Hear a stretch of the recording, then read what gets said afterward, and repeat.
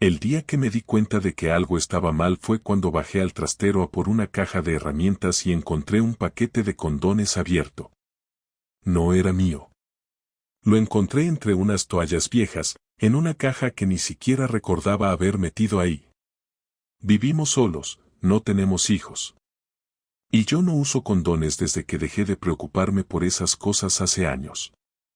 Desde que Laura, mi mujer, me dijo que ya no podía quedarse embarazada por un tema hormonal. Para mí, el sexo pasó a ser algo de pareja, de confianza. De rutina, si quieres. Pero no de precaución. Cogí ese paquete como si pesara 1 tonelada. Lo miré. Quedaban 2. No eran de los baratos. No eran los que yo usaba cuando tenía 20 años y me creía el rey del mundo con 5 euros en el bolsillo. Eran de esos que compras cuando quieres impresionar, cuando te importa que no se rompa el momento. Cuando te importa lo que piense la otra persona. Me quedé quieto. Con la caja en la mano, de pie, entre una aspiradora rota y un árbol de Navidad metido en una bolsa azul de IKEA. Pensando. Y sin saber por qué, me entraron ganas de reírme. De los nervios. Porque ahí estaba yo, un jueves por la tarde, buscando una llave inglesa para arreglar un grifo que goteaba y encontrando pruebas de que me estaban tomando por gilipollas en mi propia casa. No subí directamente. Me quedé abajo, sentado en una caja, mirando ese paquete. Me imaginaba la escena. ¿Cuándo fue? ¿Mientras yo estaba en el trabajo? ¿Un sábado que dije de irme a ver el partido con los colegas? ¿Un día que me pidió que no viniera a comer porque tenía cosas que hacer? No había nombres, no había mensajes, no había fotos. Solo una caja. Y eso fue suficiente. Más que suficiente. Porque en el fondo no necesitaba pruebas, solo necesitaba un empujón. Algo que me dijera: no estás loco, Diego, te la están metiendo doblada y encima con estilo. Cuando subí, Laura estaba en la cocina, preparando una ensalada. Como si nada. Como si yo no acabara de bajarme al infierno y volver en 15 minutos. Me miró y sonrió. ¿Encontraste la caja de herramientas? Asentí. Me acerqué. Me puse a su lado. Olía a perfume caro, ese que solo se pone cuando va a trabajar con ese cliente pesado de Castellón. Siempre el mismo. Y mientras cortaba el tomate, con ese gesto tranquilo de quien cree que controla todo, me vino una idea a la cabeza: no iba a decir nada. No todavía. No hasta estar seguro de que iba a dolerle. Porque si algo aprendí de mi padre, un cabrón frío como el hielo, es que la mejor venganza no es la que se grita, sino la que se sirve como si nada. Así empezó todo. Con un paquete de condones escondido donde creía que nadie lo encontraría. En mi casa. En mi trastero. En la vida que pensábamos que era nuestra. No sé cuántas veces volví a mirar esa caja de condones durante los días siguientes, como si en algún momento fuera a desaparecer o a tener una explicación lógica, una que no incluyera a mi mujer abriéndola con otro hombre en la misma casa donde desayunamos todos los días. No dije nada. Ni esa tarde, ni al día siguiente. Me limité a observarla como nunca lo había hecho. Cada palabra suya me sonaba distinta, cada gesto me parecía un intento de distraerme o mantenerme entretenido mientras el otro lado de su vida seguía en marcha. Había algo raro en su manera de tocarme, como si estuviera imitando una versión antigua de sí misma. Me besaba en la mejilla cuando volvía del trabajo, se reía más de lo normal, y de repente tenía una energía que hacía semanas no mostraba. Empezó a decirme que estaba pensando en apuntarse al gimnasio de nuevo, que quería recuperar la forma, cuando hacía un año que no le importaba en absoluto ni cómo se veía ni si engordaba un poco. Me lo dijo mientras recogíamos los platos y me pareció tan fuera de lugar que no supe qué contestar. La primera vez que lo vi fue un lunes. Yo trabajo hasta las 5, pero salí 1 hora antes por un problema con un proveedor que se resolvió rápido. No le avisé porque no tenía pensado ir a casa directamente, iba a pasar por una ferretería. Pero algo me dijo que no, que esa tarde tenía que ir directamente. Llegué a casa a las 4:05. Todo estaba en silencio. El coche de Laura no estaba, pero su bolso sí. Lo vi desde la ventana, en el recibidor, donde siempre lo deja. No encajaba. Abrí la puerta con cuidado. No hay forma bonita de decir esto, así que lo diré sin rodeos. Subí las escaleras sin hacer ruido y escuché un gemido. Uno de esos que no puedes fingir, uno de esos que no se dan viendo Netflix ni hablando por teléfono. Me quedé en el pasillo, paralizado. No quería abrir esa puerta. No porque no pudiera soportarlo, sino porque hacerlo era admitir que todo había terminado. Cuando abrí la puerta del cuarto de invitados, lo vi. No era el dormitorio matrimonial, como habría imaginado, sino la habitación donde guardamos cajas y un sofá-cama que apenas usamos. Estaban ahí. Él encima de ella, desnudo, moviéndose sin preocuparse por el mundo. Ella ni siquiera lo notó al principio. Tenía los ojos cerrados, la boca abierta y un gemido entrecortado que no se parecía a nada que yo recordara. Cuando lo vio, se congeló. No gritó. No se cubrió. Solo me miró con una mezcla de sorpresa y algo más que no supe identificar. Él se apartó rápidamente, torpe, como si no esperara que la vida tuviera consecuencias. Yo no dije nada. Solo cerré la puerta con la misma calma con la que la había abierto y bajé las escaleras. Me senté en el sofá, en silencio. Quería ver cuánto tardaban en vestirse y bajar. Tardaron 7 minutos. Él salió primero, sin decir palabra. No me miró. Abrió la puerta y se fue. Laura bajó después, con el pelo recogido, una sudadera mía puesta y la cara como si hubiera visto un cadáver. Diego, no es lo que piensas, fue lo primero que dijo. No pude evitar reírme. Una carcajada larga, de esas que no hacen gracia pero que salen solas cuando el cuerpo ya no sabe cómo procesar lo que acaba de pasar. Me puse de pie, me acerqué a la puerta, y le dije: ¿Te parece si no hablamos ahora? Ella se quedó ahí, sin moverse, con la boca entreabierta, como si no supiera si insistir o irse a encerrar en el baño. Subí al dormitorio, me duché, me cambié de ropa, y salí de casa. No sabía a dónde ir, así que caminé. Solo eso. Caminé por las calles como un imbécil sin destino, con la imagen de ellos dos en bucle en mi cabeza. No sé cuánto tiempo estuve fuera, pero cuando volví, ya era de noche y ella estaba sentada en la cocina, llorando. No le pregunté nada. Me serví un vaso de agua, lo dejé a medio beber, y me fui a dormir al sofá. A la mañana siguiente, ella me esperó en el pasillo. Me miró como si buscara una reacción que pudiera usar a su favor. Algo que le permitiera suavizar el desastre, redirigir el foco hacia mí. No funcionó. ¿Quieres que hablemos?, dijo. Todavía no, respondí sin mirarla. Me fui al trabajo como si nada. Lo más jodido fue actuar como si todo fuera normal. Nadie sabía nada, y yo no iba a ser el que empezara a contar miserias por ahí. Pero tenía claro que no podía vivir así, con esa imagen clavada en la memoria, con ese silencio incómodo al volver a casa. Empecé a revisar todo. Las semanas anteriores. Los días que me decía que tenía reuniones. Las excusas para no tener sexo. Las veces que evitó salir con mis amigos. Empecé a reconstruir su doble vida y lo más terrible fue darme cuenta de que llevaba mucho tiempo. No fue algo de un día. No fue un error. Fue una elección. Una planificación. Una rutina que ella armó con cuidado para que yo nunca sospechara. Por eso no hablé. Porque no quería escuchar excusas. Quería entender hasta qué punto había sido ridículo. No busqué el nombre de él. No lo quería saber. Me bastaba con su cara, con su cuerpo encima de ella, con su ropa en el suelo.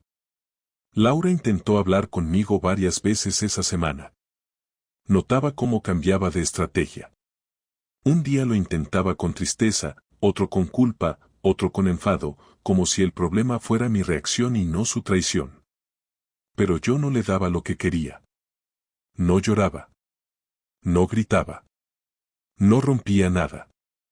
Solo la miraba con esa expresión de indiferencia que sé que le jodía más que cualquier reproche. El viernes, cuando volví del trabajo, había cocinado mi plato favorito. Se había puesto un vestido que hacía meses no usaba. Me miró como quien sabe que tiene que hacer algo desesperado antes de que todo se pierda. ¿Podemos hablar, por favor? Me senté. No por ella. Por mí. Porque quería saber qué tan estúpido me había vuelto. ¿Cuántas veces había estado bajo el mismo techo con ese tío? ¿Cuántas veces había hecho el amor conmigo sabiendo que ese otro la había tenido también? Habla, dije. Fue un error. Un desliz. Algo que no buscaba, empezó. Lo vi. No parecía un error. Parecía que lo disfrutabas, la interrumpí. Se quedó callada. ¿Cuántas veces? No respondió. Bajó la mirada. ¿Cuántas veces? No lo sé, susurró. Eso fue peor que cualquier cifra. Porque significaba que fueron muchas. Que no las podía contar. Que no quería. Y en ese momento entendí que ya estaba todo roto. Que por más que intentara mantenerme frío, ya nada volvería a encajar. Cuando llegó la noche después de aquella conversación fallida, me di cuenta de que ya no podía seguir posponiendo lo inevitable, porque había pasado una semana completa desde que la descubrí en la habitación de invitados con ese tipo y, aunque yo había intentado mantenerme frío para no rebajarme a gritos vacíos, había llegado a un punto en el que la presión interna era tan intensa que cualquier silencio más iba a volverse insoportable, así que decidí que esa noche le diría todo lo que tenía acumulado, sin rodeos, sin darle la oportunidad de esconderse detrás de frases preparadas, sin permitirle que desviara temas o se hiciera la víctima, y al mismo tiempo intentando no perder el control de manera que terminara siendo yo el que apareciera como el irracional de la historia, cosa que algunos infieles saben hacer muy bien cuando ven que se les hunde el barco. Ella estaba en el salón cuando entré, sentada en el sofá con una manta que jamás usa porque siempre pasa calor, lo cual ya me indicó que estaba nerviosa, y cuando escuchó mis pasos levantó la mirada como si llevara toda la tarde esperando el sonido de mis llaves, sin saber si yo iba a salir otra vez o si finalmente aquel día sería diferente a los anteriores.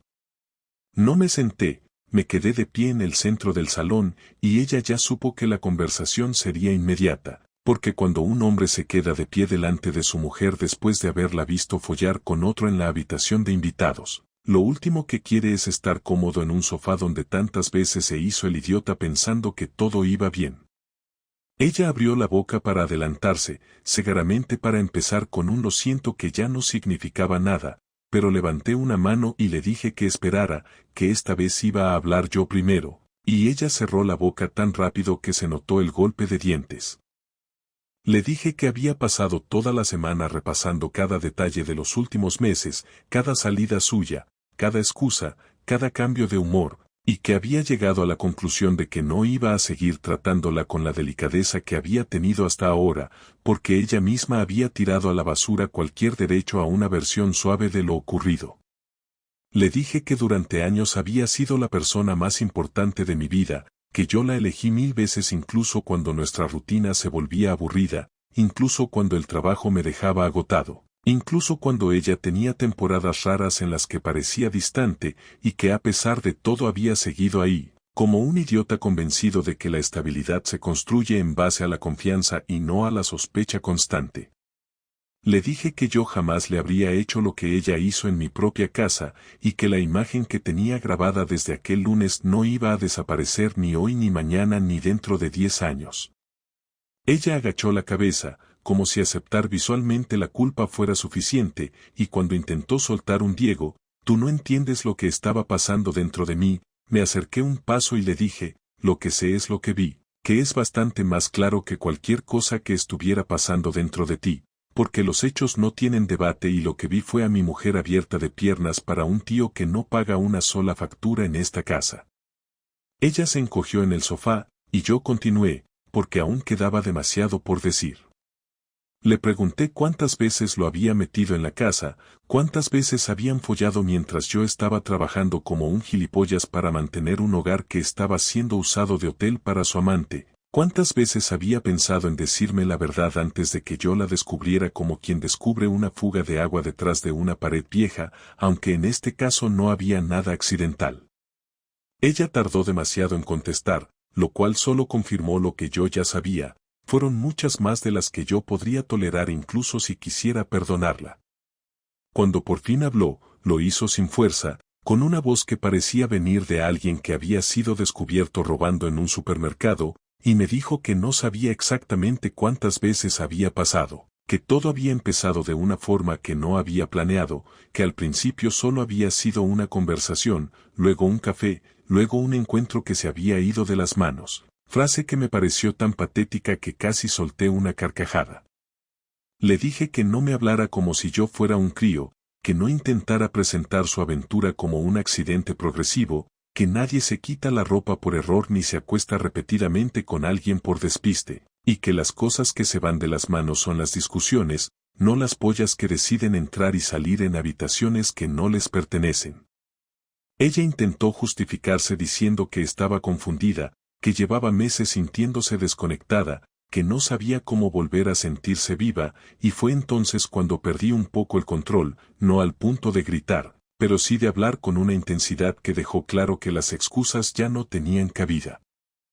Le dije que me daba igual lo que sintiera, que si quería sentirse viva podía haber buscado un hobby, apuntarse a clases de cerámica, salir a correr, venir a hablar conmigo, pedirme cambios, pedirme tiempo, pedirme ayuda, lo que quisiera, pero que la única cosa que no tenía derecho a hacer era traicionarme de la manera más humillante posible y encima pretender que yo entendiera su confusión. Ella intentó llorar, pero las lágrimas no salieron a tiempo, como si incluso su llanto estuviera fallando, y entonces sí levanté la voz, porque había algo que llevaba días acumulándose, y dije, ¿sabes qué es lo peor?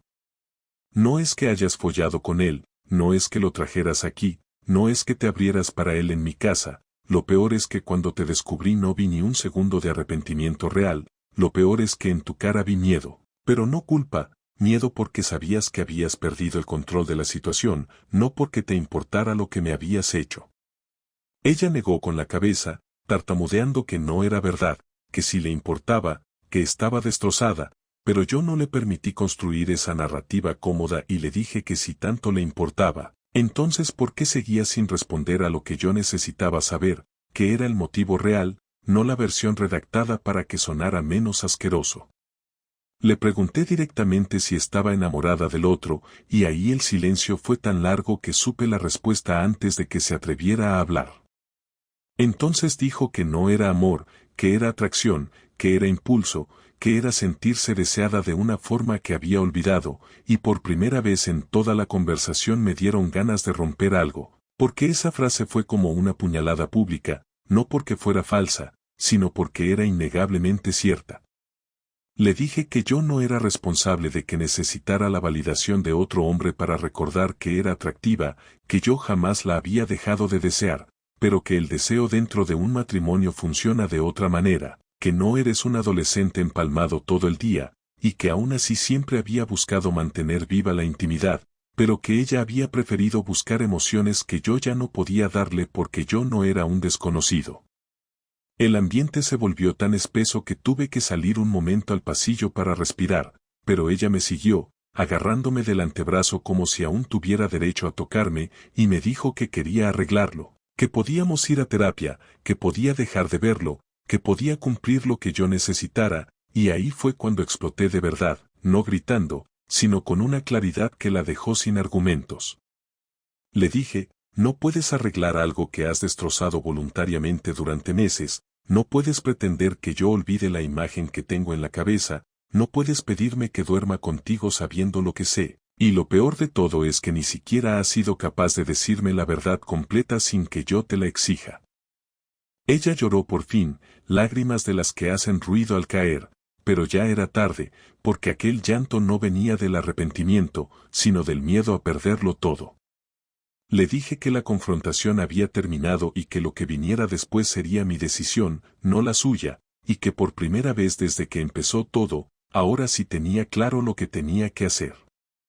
Después de aquella confrontación en la que por fin le dije todo lo que llevaba acumulado, me encerré en el dormitorio con la única intención de decidir qué hacer con toda la rabia que tenía encima, porque aunque suene feo, en ese momento no quería justicia emocional ni equilibrio ni explicaciones, quería hacerle sentir, aunque fuera un 10%, la humillación y el derrumbe que yo había vivido cuando abrí la puerta y la vi con ese tipo sobre el sofá cama del cuarto de invitados.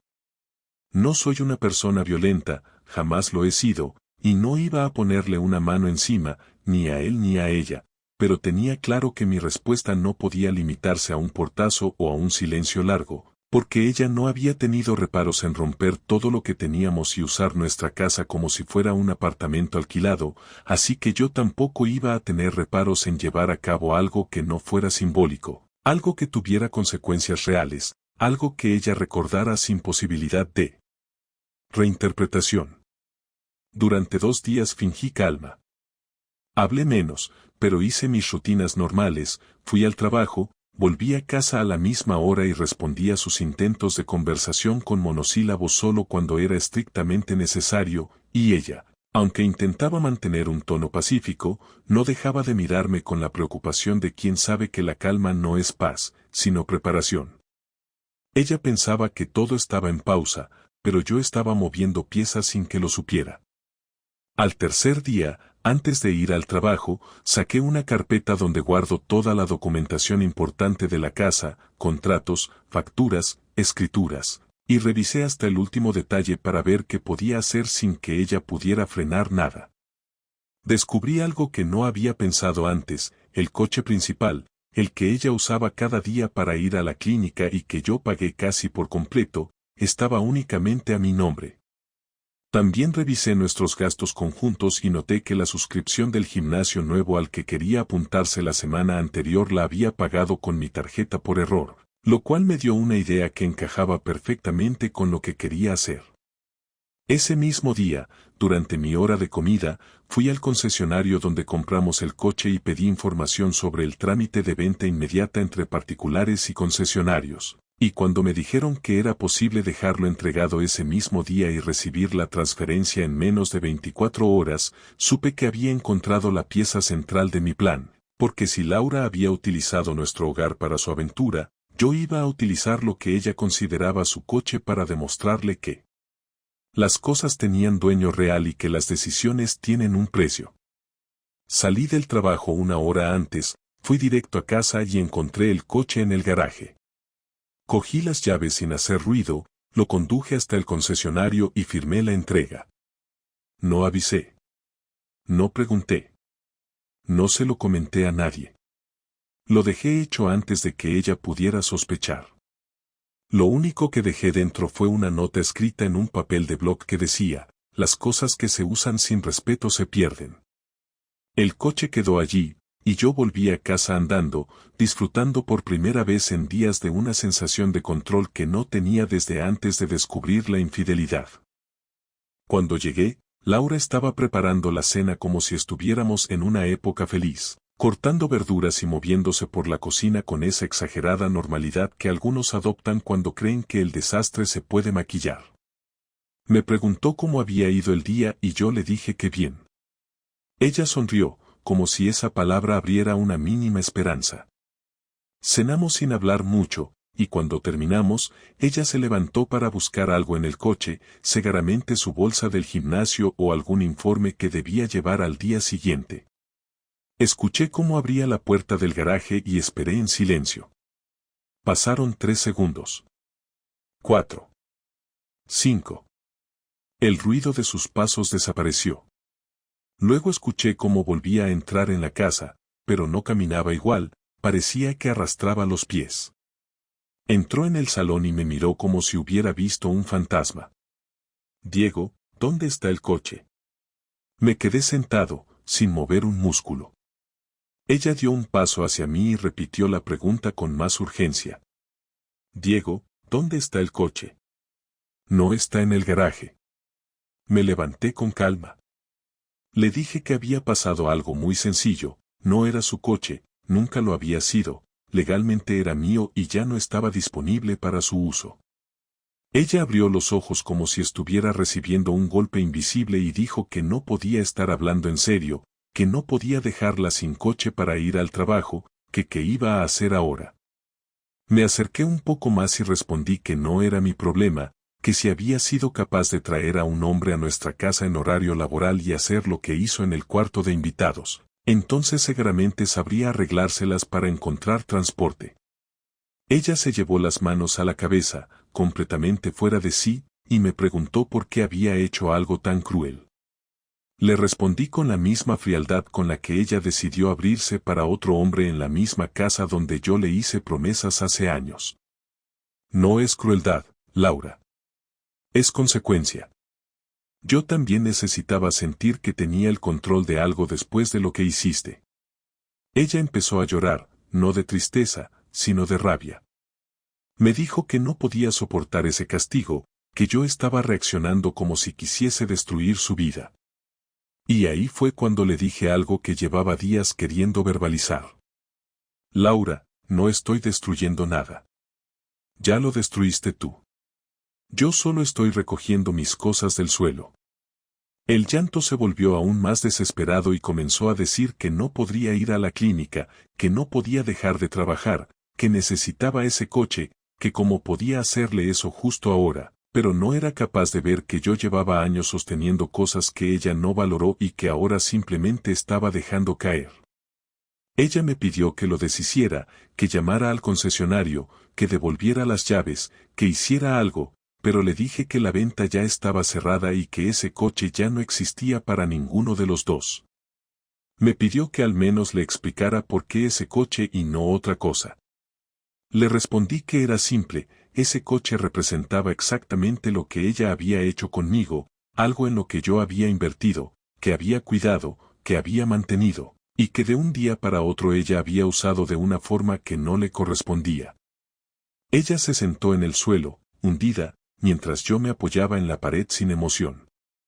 Durante años la vi enfadarse por tonterías, ponerse triste por asuntos de trabajo, frustrarse por cosas mínimas, pero nunca la había visto así, rota de verdad, sin un discurso preparado, sin una excusa fabricada, sin un plan alternativo. Intentó levantarse y acercarse, pero di un paso atrás. Me pidió que no la odiara, que no hiciera esto para hacerla sufrir más de lo que ya estaba sufriendo. Le dije que no la odiaba, que para odiarla tendría que seguir sintiendo algo por ella, y que lo único que quedaba en mí ahora era un cansancio profundo y una claridad absoluta sobre cuál sería mi siguiente paso. Ella intentó tocarme el brazo, pero la aparté con suavidad. Me pidió que habláramos mañana, que durmiéramos y lo viéramos todo con más calma, y fue entonces cuando le dije la frase que la terminó de descolocar: Laura, mañana no vamos a hablar de esto. Mañana vamos a hablar de cómo terminamos este matrimonio sin arrastrarnos más tiempo. Ella se quedó en silencio durante varios segundos, como si su mente hubiera decidido desconectarse. Le dije que yo había tomado la decisión y que no la iba a negociar. Le dije que aquel coche era solo el principio, una forma de hacerle entender que no puede destruir una familia y esperar que el eje siga girando como si nada. Ella se quedó ahí, en el suelo, mientras yo recogía mis cosas para dormir en el sofá.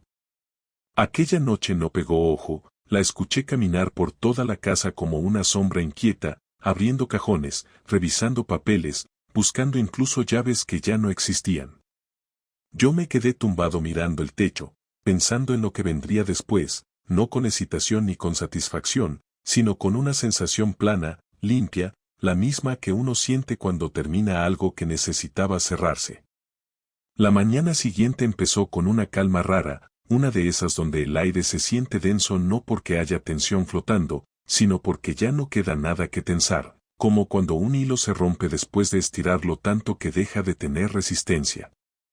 Me levanté del sofá sin hacer ruido, preparé café solo para mí, desayuné en silencio y mientras ella seguía encerrada en el dormitorio, Me senté con el portátil abierto en la mesa del comedor y comencé a redactar un borrador del correo para el abogado de familia con el que había trabajado un cliente hacía un par de años, un tipo serio, discreto, sin esas frases de consuelo que te intentan hacer sentir mejor por estar divorciándote.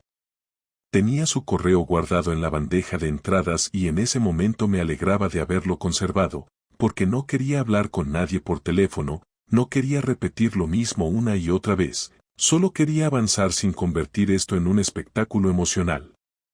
Mientras escribía, escuché cómo Laura abría la puerta del dormitorio y caminaba despacio por el pasillo, cada paso suyo se notaba forzado, como si no supiera si acercarse o quedarse al margen. Cuando llegó a la cocina, vio el café hecho pero no servido para dos, y eso pareció ser su primer golpe del día. Me miró desde el marco de la puerta y se quedó ahí, esperando que yo dijera algo, pero no levanté la cabeza del teclado hasta que terminé el último párrafo. Al cerrarlo, la miré y le hice un gesto para que se sentara, no porque quisiera reconciliación, sino porque ya había tomado la decisión y quería dejar todo claro de una vez por todas. Hoy vamos a hablar, dije. Pero esta vez no es una charla para ver cómo arreglamos esto, ni para que me expliques más cosas, ni para que me pidas otra oportunidad. Hoy vamos a hablar para definir cómo terminamos este matrimonio sin destruirnos aún más. Ella no dijo nada al principio, simplemente bajó la mirada y asintió con la cabeza. Se sentó frente a mí, con los hombros caídos, sin maquillaje, con ojeras que no había visto en ella en años, y durante unos segundos pensé que tal vez había dormido menos que yo. He contactado con un abogado. Me va a ayudar a redactar el acuerdo de separación, continué. No voy a pedirte nada que no sea justo. No quiero tu dinero, no quiero hacerte daño económico, ni voy a hacer de esto una guerra. Pero necesito salir de esta situación con la tranquilidad de saber que se acabó y que no hay vuelta atrás. Ella intentó decir algo, pero levanté la mano y le pedí que me dejara terminar. No estaba ahí para discutir. No quería reproches, ni ataques, ni lágrimas. Solo necesitaba que entendiera que todo lo que podía romperse ya estaba roto y que seguir intentando sostener lo que quedaba era una pérdida de tiempo para los dos. Vas a poder quedarte en la casa durante unos meses hasta que decidas si la compras o la vendemos. Podemos dividir lo que queda del préstamo y los gastos.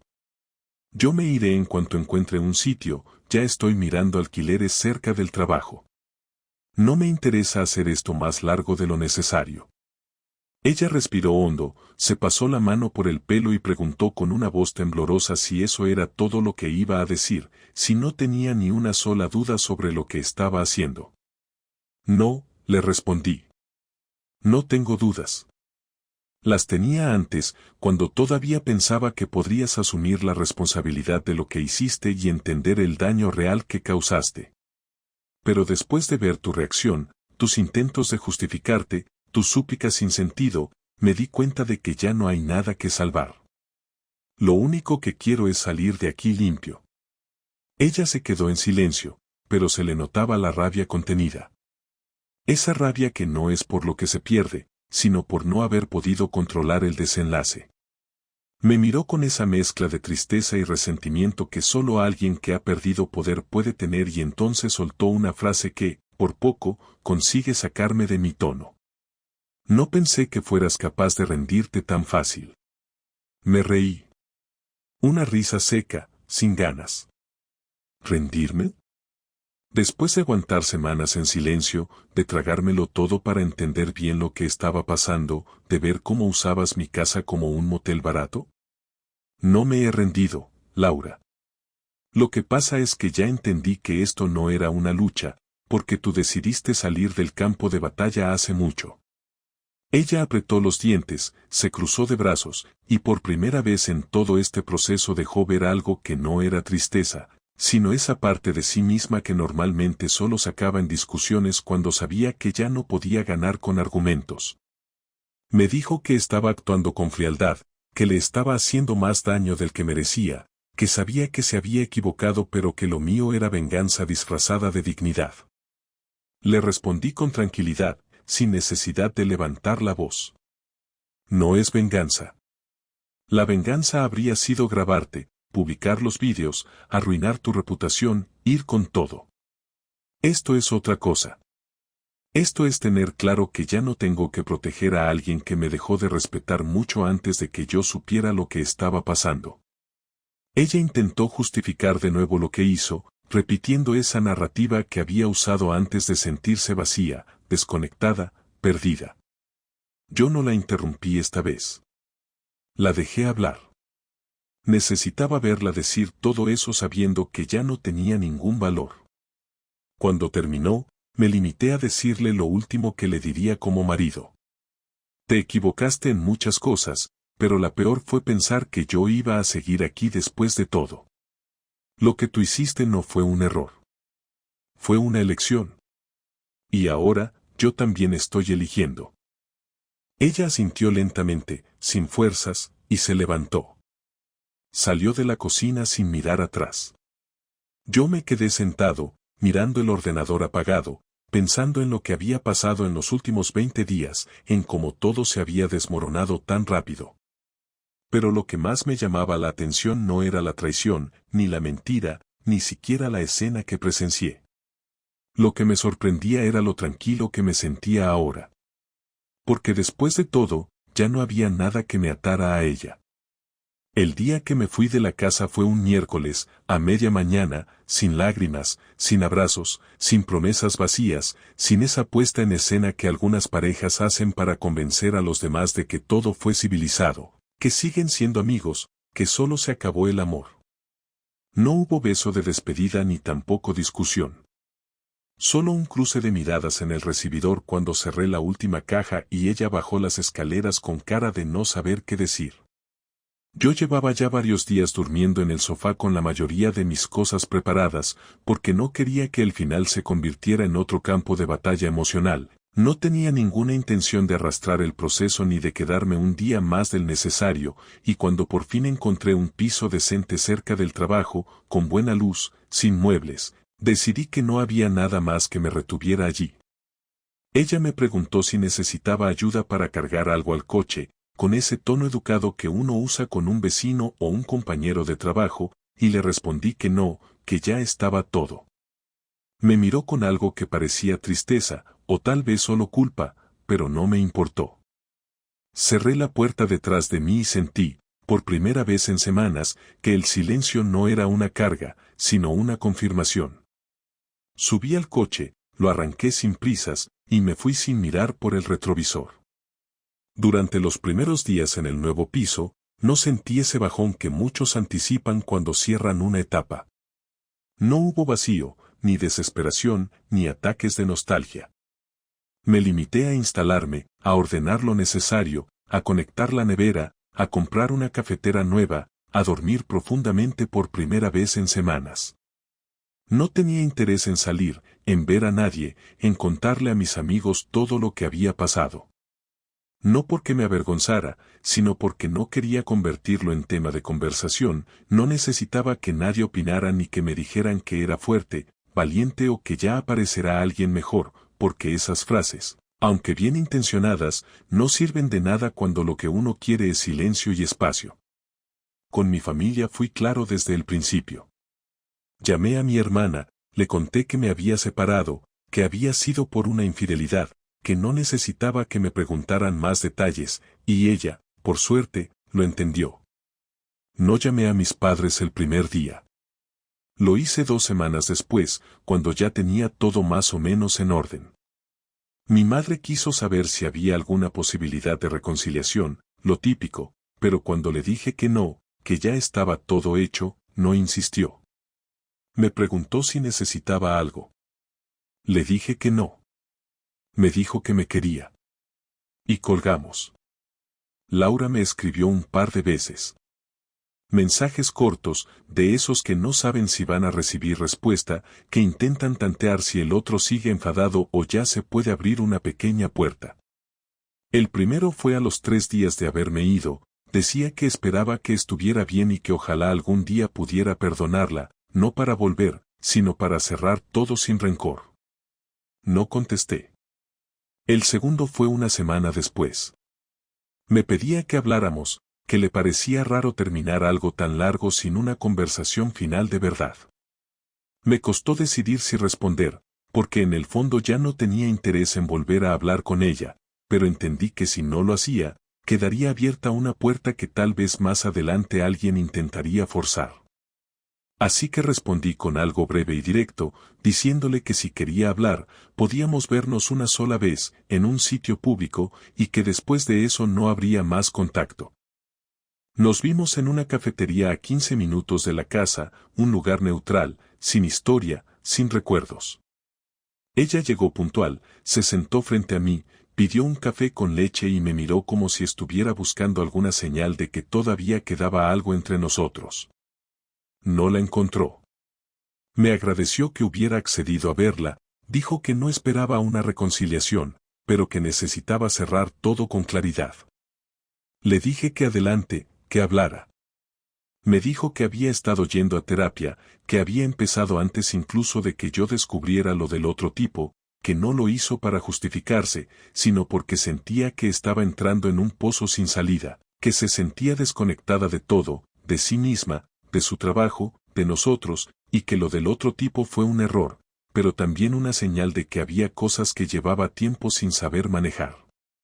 Le dije que no me interesaba entender su proceso interno, que tal vez con el tiempo encontraría respuestas, pero que yo no era parte de ese viaje y que ya no podía ser su receptor emocional. Le agradecí que me lo dijera, pero le dejé claro que no iba a darle el consuelo que estaba buscando. Solo quería que supieras que no fue por falta de amor, dijo. Fue por falta de control. Y eso también me duele. A mí también me dolió, le respondí. Pero ya está. No necesito que lo maquilles. Fue lo que fue. Una traición. Y punto. Pagamos a medias. Salimos del local sin promesas, sin abrazos, sin intercambio de miradas intensas. Nos dimos la mano como dos personas que firman un contrato sin intenciones futuras. Se subió a su coche, uno nuevo, seguramente alquilado o prestado, y se fue sin mirar atrás. Yo caminé un poco antes de volver a casa. Ahora, han pasado casi 3 semanas desde aquella última conversación. Me levanto temprano, voy al trabajo, vuelvo a casa, cocino para uno, duermo bien. No me siento feliz todavía, pero tampoco estoy mal. Estoy limpio. Estoy tranquilo. A veces, cuando escucho a algún vecino discutir o a una pareja en el bar de abajo con esa tensión en la voz que uno ya reconoce, pienso en cómo se puede pasar del amor a la indiferencia en tan poco tiempo. No por decisión, sino por acumulación de decepciones. No me arrepiento de nada, ni de haberme casado, ni de haber intentado arreglarlo, ni de haberme ido. Tampoco me alegro. Es simplemente lo que pasó. Una etapa que terminó porque alguien decidió que sus impulsos eran más importantes que todo lo que habíamos construido. Lo que viene ahora no lo tengo claro. No pienso en nuevas parejas, ni en volver a empezar con alguien, ni en cambiar mi vida por completo. Solo quiero estar bien, hacer mi trabajo, descansar, no tener que mirar a nadie con sospecha, no tener que justificar cada gesto ni cada silencio. Ya pasé por eso y no pienso repetirlo. Aprendí que uno puede confiar ciegamente y aún así perder. Aprendí que no todos valoran lo mismo. Aprendí que el amor no siempre es suficiente para evitar que alguien rompa las reglas. No quiero revancha. Ya la tuve. No quiero explicaciones. Ya las escuché. No quiero perdón. No me hace falta. Lo único que quiero es no volver a vivir una mentira. Y si eso significa estar solo durante un tiempo, que así sea. Ya está. Todo ha terminado. Y eso, por fin, está bien.